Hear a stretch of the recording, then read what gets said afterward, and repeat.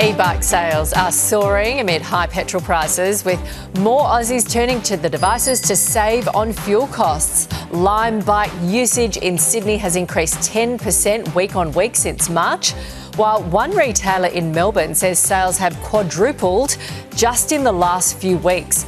For their take, let's bring in Logan City Mayor John Raven and Sunshine Coast Mayor Rosanna Natoli.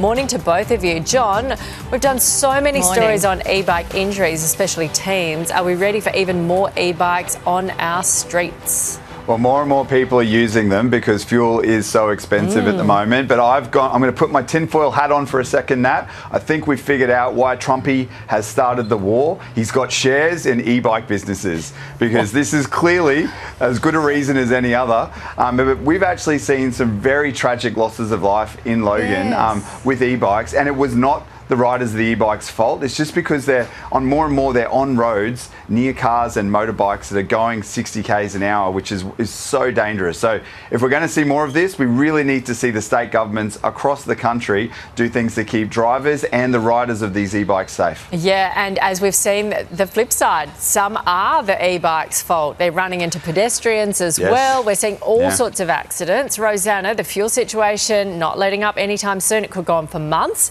Could we see e-bike sales surge past even COVID levels?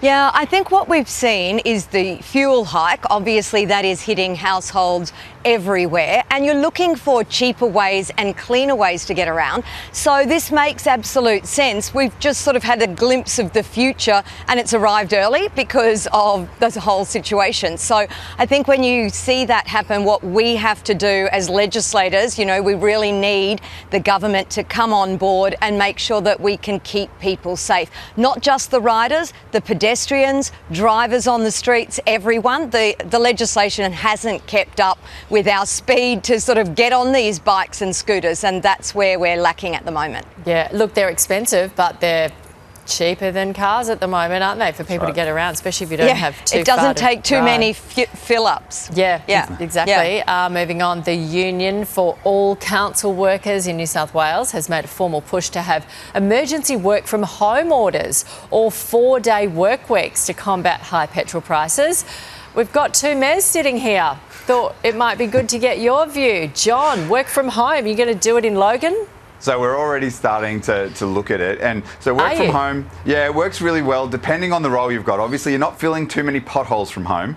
So for your road crews and your outdoor crews, it's really the 4-day week, the 4-day work week option is a good one, as long as they're doing the extra hours and they're still hitting those same productivity benchmarks. So the same number of potholes is getting done every week. But then for everyone who's an office worker, work from home is a real option because it can be a long drive to work. And we don't have great public transport in Logan. So we're working on improving that, but right now anything we can do to save money, especially for staff that are using council vehicles, because if we can keep them home, then they're saving money on fuel and they're saving ratepayers and they get a better quality of life, everybody wins. So Logan's already flexible with work from home after the fuel crisis.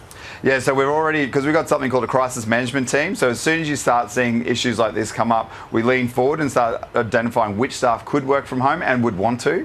Because for some staff, there's a big benefit to being in the office and having that sort of cross-pollination and interaction with your colleagues.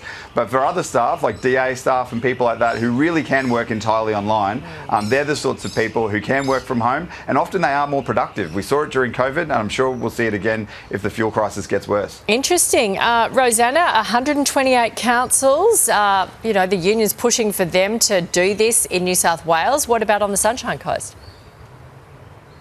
Well, on the Sunshine Coast, we already have some very flexible work arrangements. I think the real problem here is that if you are making it compulsory for all councils across the state or across the country, that's where the problem lies. It should be up to every community to decide what works best for its own areas, because what might work well in a metro area doesn't work in the regions, and you can't just blanket rule for the whole state. We are flexible at Sunshine Coast Council, where people can work from home a number of days. No, always.